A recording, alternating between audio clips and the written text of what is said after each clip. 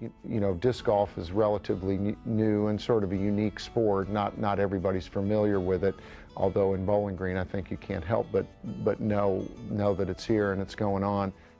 Since the debut of disc golf in the early 70s, Bowling Green has been revered as one of the premier disc golf destinations in the nation. Home to 4 championship courses, annual host to nationally recognized amateur and pro disc golf tournaments, and enjoyed by players of all ages, genders, and economic status, disc golf has arguably become one of the greatest lifetime fitness sports in the Bowling Green area. One of the great advantages of disc golf is the accessibility to everybody, because all you have to do is have a frisbee and go there and play. And you don't have to pay greens fees, you don't have to, it's all free to play. You can just go and play anytime you want to, and as often as you want to. And so that's the great thing about disc golf as a lifetime fitness sport, because you want to have something that you can do every day, because fitness takes daily application. Our mission really encompasses the provision of activities for all people, all diversified public. So we are very interested in providing activities that will get people out from behind, you know, the TV or channel changers or whatever. We want people out there on their feet and doing things, and disc golf is an excellent opportunity. It's a lifelong fitness sport. There's manual dexterity, mental, thinking out the process in terms of how to throw it, walking, and of course upper body workout too. So we, anything that has to do with fitness, we really want to encourage participation. This is not a fad. This is not the hula hoop that, oh, this is great, but now it's gone. And it's continuing to grow. It's great for people, for families. It's extremely healthy. It's inexpensive for the user. It's inexpensive for the park. It's just when you're a park director and your job is to promote healthy lifestyles and encourage people to get out and enjoy yourself, get out and play, having another toy that everybody can come out and enjoy is just exactly what they're looking for. Ernie Gouis, who's the director now, years ago, back in the 70s, had a lot of good foresight in addition to the Bowling Green Disc Golf Association. And that being said, there's a lot of individuals that had played major parts in that. But when they started the program, they were very receptive to ideas. There were people out there playing, and the people that came up to, the group that came up to ask about, hey, can we build another facility here? They came up with some good background and convinced us, and it's shown. It's grown. Well, a lot of it just had to do with, all the way back to Paul Walker was the parks director when the first one came. And in fact, it was, and I can't remember the gentleman's name, one of his employees that saw the first basket and said, this would be a good idea. Meanwhile, I'm over here telling Paul, we need disc golf for beating the trees to death at Hobson Grove. So he realized that, there's a demand. They were very foresighted in realizing that this is going to be a great activity for the community. And that's what parks directors are after, getting people out, getting people to play. From a department standpoint, we're very proud to be associated with the program, period. It is one of these sports that, like we said many repetitive times, is that it is growing and it's getting better, and there are good people that are involved with it.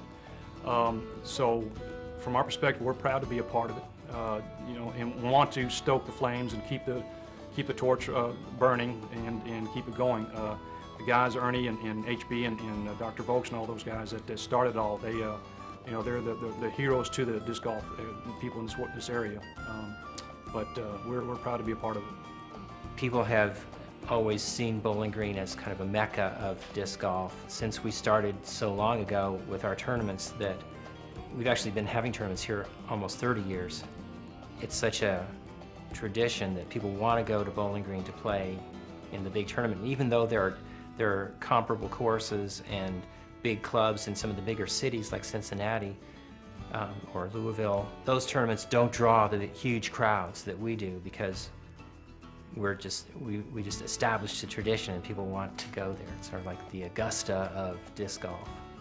When we started seeing the numbers growing and realized about probably 15 years ago what was happening, that we realized this is a golden opportunity. This is getting in on the ground floor of a fast-growing sport, and we can establish the tradition of being the old premier tournament that everybody wants to go to. And so we've been trying to nurture that and providing extra goodies, making sure that the players are well treated, get a really nice players package. Being able to come and have the level of competition that we have in our events, plus the payout for the pros is always in the top 10 in the country, or top 5, 10 tournaments. Plus there's a national tour, and we're one of the stops on the national tour in April. And so there's only 11 of those tournaments nationwide. So that attracts the best players in the country to come here. We have 4 courses that are considered championship courses that would be, I don't know how many times I've heard it. When I go on tour, they say, why don't you have the World Championship in Bowling Green? You have the perfect courses. Those courses would be so good for the World Championship there. And if you look at our courses, we have the course at Hobson is a shorter course, but very technical. You have to hit small gaps between trees, and so that challenges the extreme accuracy of the players. And then you have different kinds of accuracy in the in-between courses at Lover's Lane and Kiriakis. You have a lot of variety of different holes that challenges different types of shots. You might have to throw sidearm on one hole and backhand on another hole and make it curve. You might have to do an S curve where you go this way and then turn back the other way. So there's a lot of challenging shots that have to be made. One of the reasons a lot of people come to Bowling Green to play, whether it's for the big tournament or just people stop here all the time, because I get calls, weekly at least. Sometimes quite often people coming through town want to play, as well as some of the other guys here. They know us, they want to come out and play us. We have courses that are maintained excellently. If you go to Kiriakis Park, it's one of the very few disc golf courses in the country that the fairways are mowed different from the surrounding area. Now, part of that is a way for us to cut back in maintenance. The other part makes it just look very beautiful. And the parks do a great job of keeping them clean and making them look clean. The baskets they're not broken. We have concrete tees, we have good signage. So we have excellent facilities, and then we have so much of a variety. The variety really keeps people coming and coming back to see what else we tend to keep putting up. As I travel around in the United States, and I mentioned Bowling Green, everybody's familiar with what goes on here, and they're wowed by, the number of people that we get to come here, as well as the kind of courses.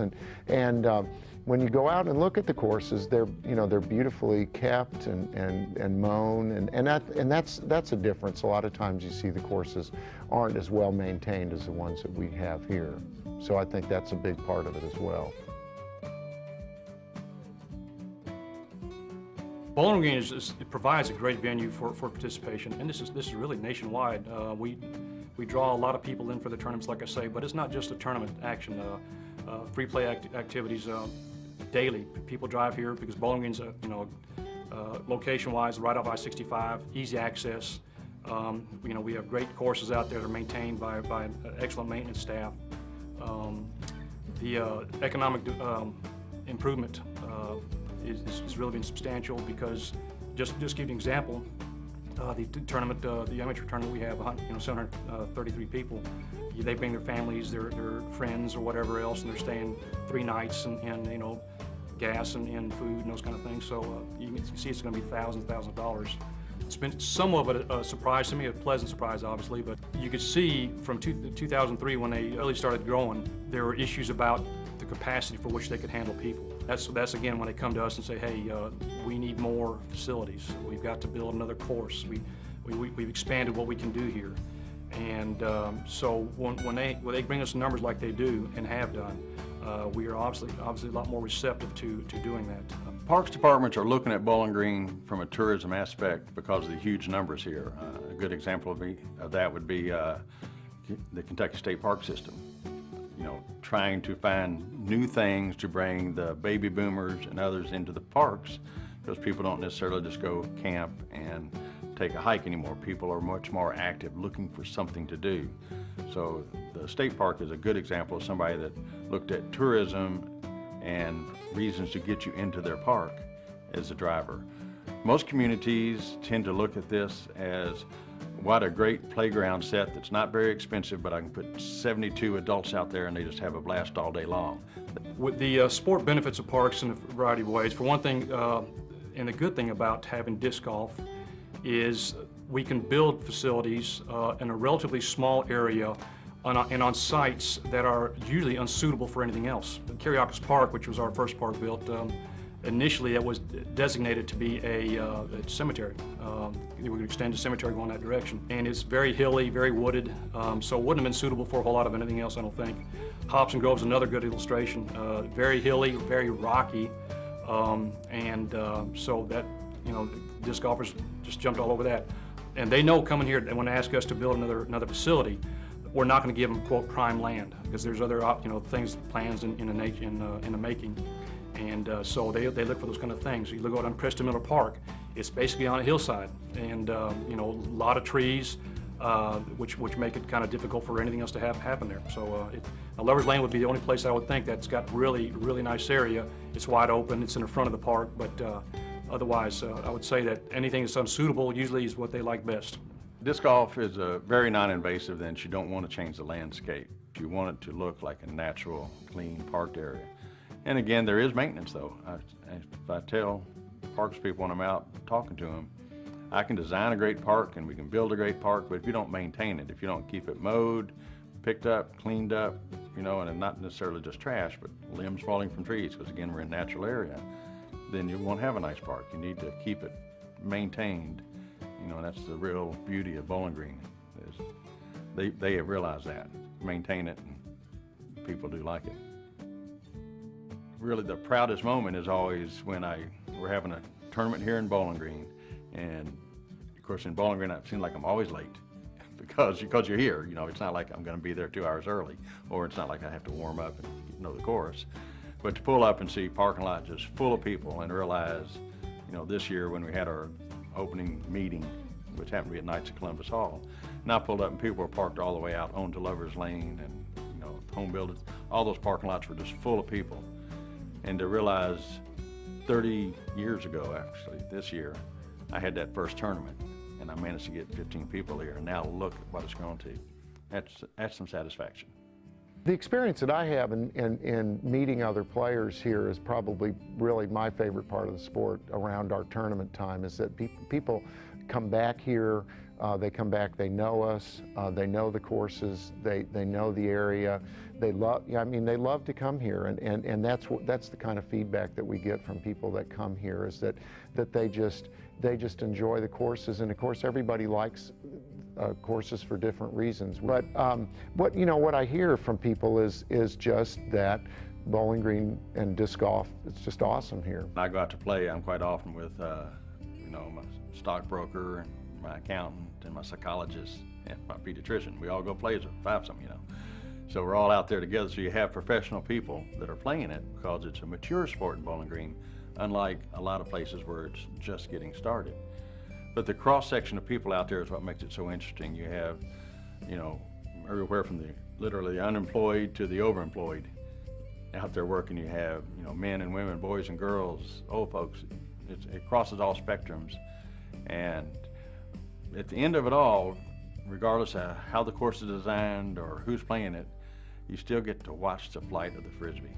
And a lot of people don't realize that, that's, if you throw golf out and you throw everything else, being an old Frisbee player, that's how I got my start. Getting to watch the flight of the Frisbee and see if it really does what you think it was going to do and how you want to do it, that's still enjoyable, whether it takes you 45 times or 85 times around the course. You still get to watch it fly. If you have questions about this or any other spotlight on Bowling Green, please call City Hall at 393-3000.